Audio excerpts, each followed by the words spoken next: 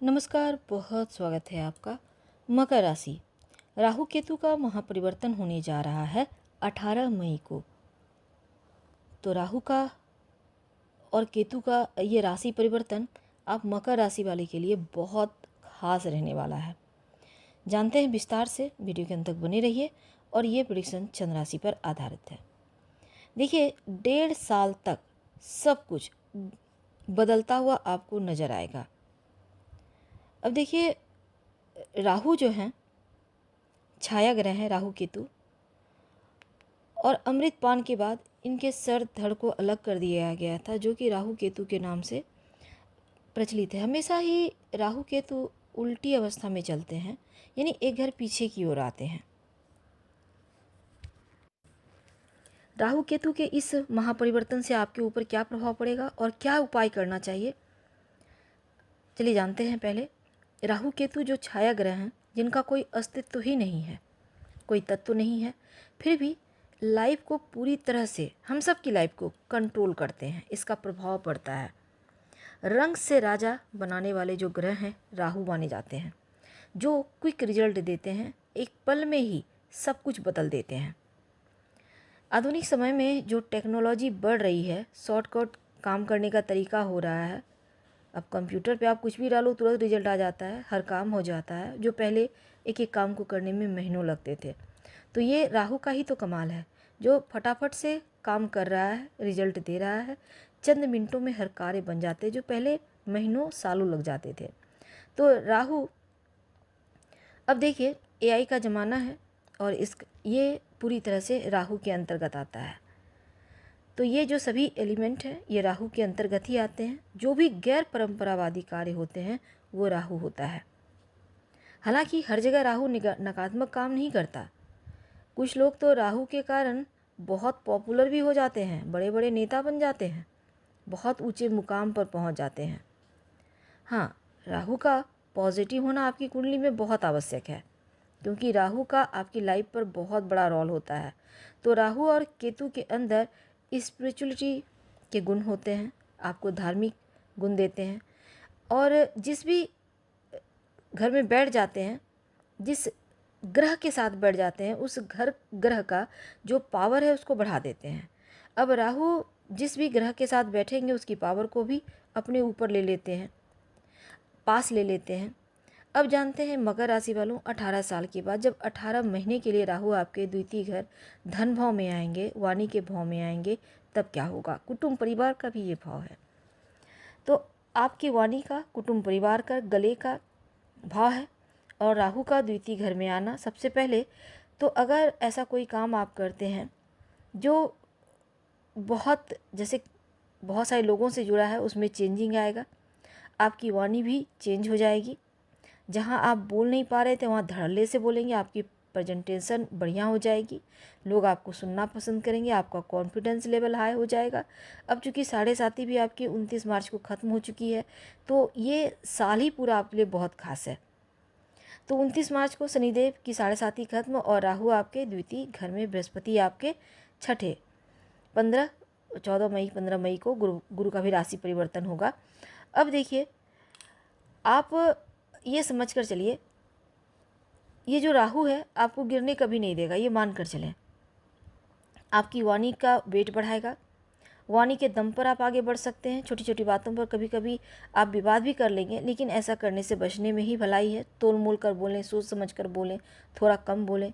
कभी कभी तैस में आकर ऐसा कुछ बोल देंगे जो बोलना ही नहीं था, इसलिए बाद में सोचने से अच्छा है पहले से ही सतर्क रहा जाए। तो आपको इसका ध्यान रखना होगा। 18 महीने का वक्त है, वाणी का वेट तो बढ़ना तय है। अब राहु का काम जो है ना, ये ठहराव नहीं होता। राहु क्या है, हवा है, आपकी इच्छा है, मन है। राहु का काम होता है फटाफट से काम करना, जल्दबाजी में काम करना। कभी कभी जल्दबाजी में कुछ गलत शब्द भी निकल जाते हैं, इससे बचें। आपके दोस्त, आपके रिश्तेदार में कोई भी जब आप बातें कर रहे हैं, कोई टॉपिक चल रहा है, तो ज़रा मुंह पे कंट्रोल रखिएगा, नहीं तो कुछ भी बोल देंगे तो बाद में परेशानी होगी। दूसरा घर आपके धन का भी है, बैंक बैलेंस का है, तो बहुत कुछ सोचने का प्रयास करेंगे, कितना पैसा बचाना है, कितना इन्वेस्ट करना है। और राहु रणनीतिकार है, राहु तकनीकी ज्ञान भी देते हैं। राहु चालाकी देते हैं, चतुराई देते हैं, समझदारी देते हैं, कूटनीतिज्ञता देते हैं, राजनीतिज्ञ बनाते हैं। तो राहु सर्वे सर्वा। अब देखिए सेकंड घर में धन का सही इस्तेमाल कैसे करना है, ये राहु आपको बताएगा। हालांकि परिवार के साथ किस तरीके का माहौल और इस माहौल का क्या आप पे असर, ये सब आइडियाज़ भी राहु देगा। परिवार के लिए, परिवार की खातिर बैंक बैलेंस का इन्वेस्ट आपको करना है, प्रयास करना है, तो ये चीज़ें राहु आपको सही रास्ता देगा।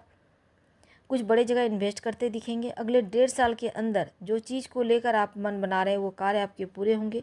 प्रॉपर्टी, मशीनरी सामान, गोल्ड, इन चीज़ों पर भी आप कर सकते हैं इन्वेस्ट। ये समय अनुकूल चल रहा है। अब केतु आपके 8वें घर में है, और केतु का 8वें घर में आना, 8वां घर क्या है, रिसर्च का है और निश्चितताओं का है।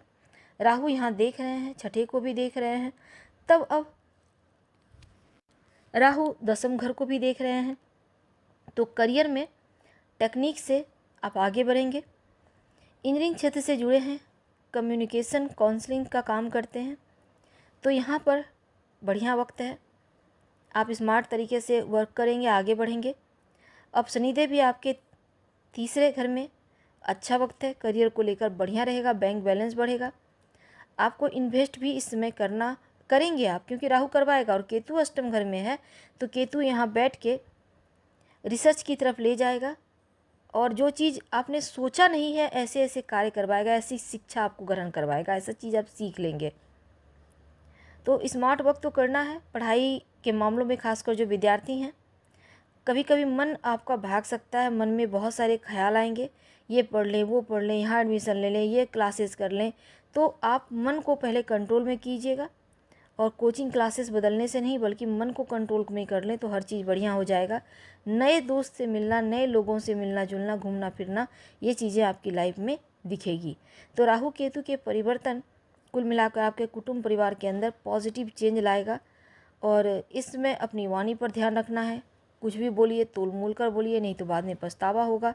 हाँ, शनिदेव के मंत्र का जप जरूर करें, ओम शनिश्चराय नमः, क्योंकि आपके राशि के स्वामी हैं, पूरी लाइफ बल देना है।